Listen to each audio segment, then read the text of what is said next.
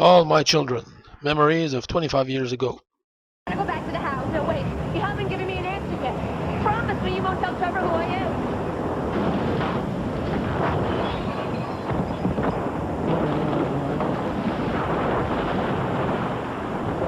Trevor, tell him I'm gonna hate you for the rest of my life. I'm taking you as far. I'm going anywhere with you.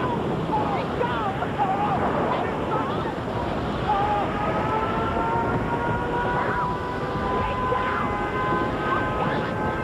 All right, everyone, listen up. That's the civil defense siren.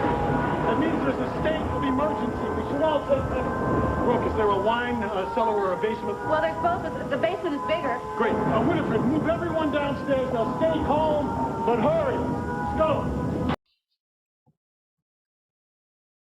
25 years ago today, on July 25th, 1994, All My Children presented a famous episode named the Pine Valley Tornado. In fact, the tornado lasted for 3 episodes, and that was a good thriller. And I remember I was young, but I saw these episodes of All My Children, and it was like a movie with the usual characters of All My Children, and also at this time AMC had a great cast.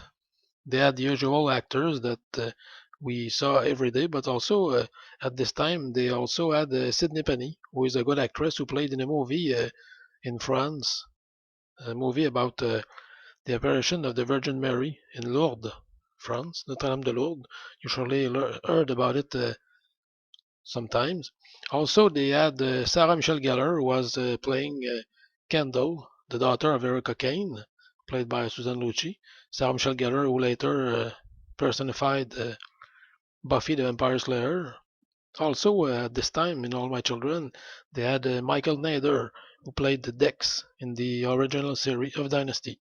So that was a good time 25 years ago. The tornado in Pine Valley in All My Children. Mario Mercier for Terracotta Channel.